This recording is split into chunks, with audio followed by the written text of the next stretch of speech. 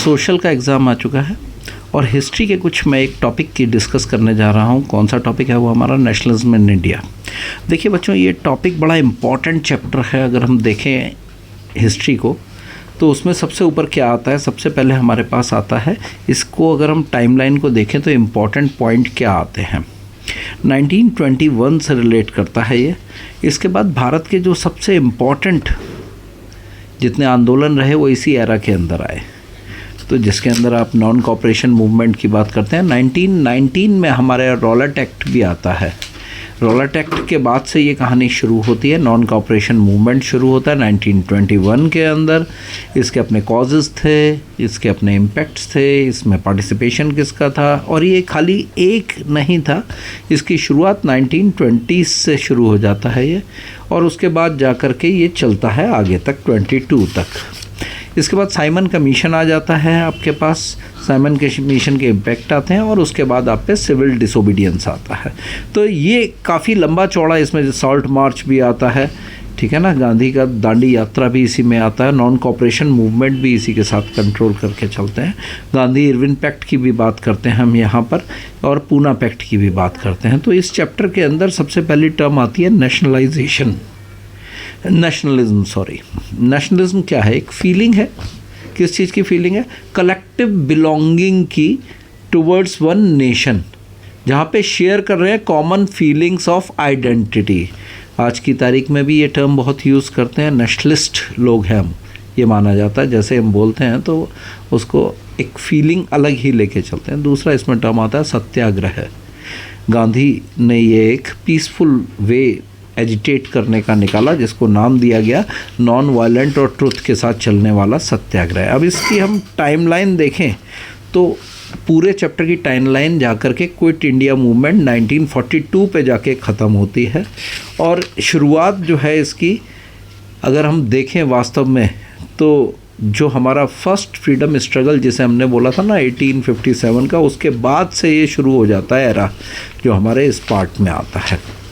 इसमें पूरा का पूरा आपका नॉन वायलेंट सारा फेज चल रहा है। जैसे ही वायलेंस आती है वही एजिटेशन, वही सत्याग्रह ख़त्म हो जाते हैं, सब बंद हो जाते हैं। सारे मूवमेंट को गांधी कैंसिल कर देते हैं, ठीक है ना। और इसके बीच में गांधी के कुछ ब्रिटिशर्स के साथ में इम्पॉर्टेंट पैक्ट्स भी होते हैं, वो भी इसमें बताए हैं।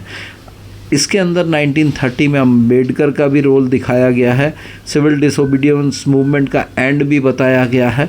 और उसके बाद जो है राउंड टेबल पैक्ट्स जो होते हैं उसके बारे में भी बताया गया है। At last quit India movement पे आकर के ये ख़त्म होता है। जब हम बात करते हैं यहाँ पे, सबसे पहले आपको देखो, इसमें जब क्वेश्चन निकलेंगे ना बच्चों, तो क्वेश्चन आपके पास लॉन्ग में जो मिलेंगे उसमें कंट्रीब्यूशन ऑफ गांधी से रिलेट करता हुआ एक क्वेश्चन आने का बहुत चांस रहता है।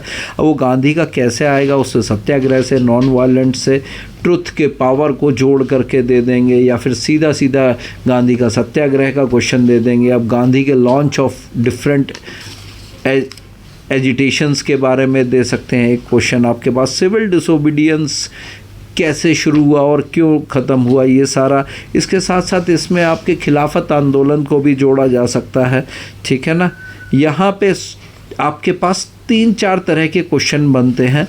डिफरेंट लोगों का क्या क्या रोल था इसके अंदर, उनका क्या इम्पैक्ट पड़ा, नॉन कॉपरेशन मूवमेंट का जो इम्पैक्ट था वो क्या पड़ा था, पार्टिसिपेशन मिडिल क्लास का था इसके अंदर, फार्मर्स का था, वुमेन का था, इंडस्ट्रियलिस्ट का था। इससे रिलेटेड अलग क्वेश्चन भी आ सकता है। तो ध्यान से इस चैप्टर को पढ़िएगा, स्पेशली सिविल डिसोबीडियंस को बड़े ध्यान से पढ़िएगा, जिससे आप एक क्लियरिटी ले सके। बिजनेस क्लास के रोल के ऊपर भी आ सकता है, और कई बार क्वेश्चन थोड़ा सा टफ करना हो तो एक क्वेश्चन को बना देते हैं भाई, critically examine the role of middle class, critically examine the role of businessman.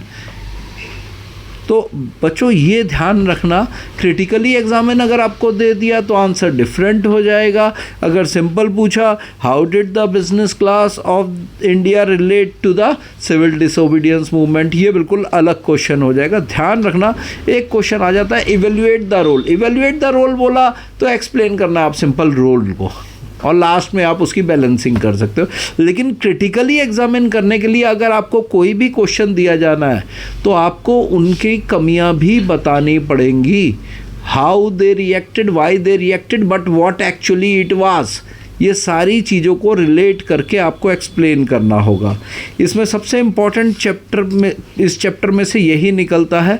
और लास्ट में एक इस सिविल डिसोबीडियंस से रिलेटेड क्वेश्चन लिखता है कि why did Gandhi call off the civil disobedience movement, क्या रीज़न था इसको कॉल ऑफ करने का। इसके बाद एक आपका दोबारा रीलॉन्चिंग, और रीलॉन्चिंग के बाद how it failed and why it failed, दोबारा से ये नहीं चल पाया, क्यों नहीं चल पाया, ये सारा रीज़न आप दे सकते हैं। ये क्वेश्चन भी बड़ा इंपॉर्टेंट बन जाता है। अब देखिए इसके बाद एक क्वेश्चन बनता है, nationalism spreads when the people begin to believe that they are all part of same nation. CBSE का क्वेश्चन ऑलरेडी आया हुआ है, सपोर्ट द स्टेटमेंट। अब देखिए नेशनलिज्म की डेफिनेशन मैंने इसीलिए सबसे पहले डिस्कस की थी आपके साथ, तो ये क्वेश्चन वहीं आएगा, कलेक्टिव बिलोंगिंग, कलेक्टिव फीलिंग्स, जहाँ प्राइड फील करते हैं अपने नेशन के लिए, उसको लेकर के आप एक्सप्लेन करेंगे। बहुत इंपॉर्टेंट क्वेश्चन है, ठीक है ना। First world war, economic condition, इससे रिलेट करके भी एक क्वेश्चन आ सकता है। Civil disobedience movement was different from non cooperation movement, support करना। अब देखो एक पॉइंटर आपने देने पड़ेंगे सिविल डिसोबीडियंस के, दूसरे आपने देने पड़ेंगे नॉन वायलेंस के, ठीक है ना। तो आपको non cooperation movement, sorry non violence नहीं, नॉन कॉपरेशन मूवमेंट के ऊपर आपको ये देना पड़ेगा।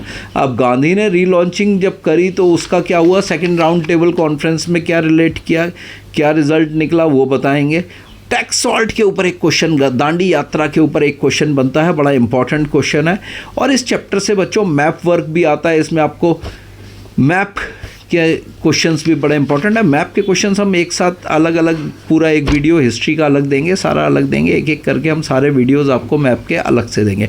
आई होप दैट इस चैप्टर के मेन पॉइंट्स आपको क्लियर होंगे। नेक्स्ट वीडियो में हम आपको नेक्स्ट चैप्टर के बारे में देंगे। अगर आपको कोई पर्टिकुलर चैप्टर पूछना हो, समझना हो, तो आप हमें कमेंट कर सकते हैं। Thank you.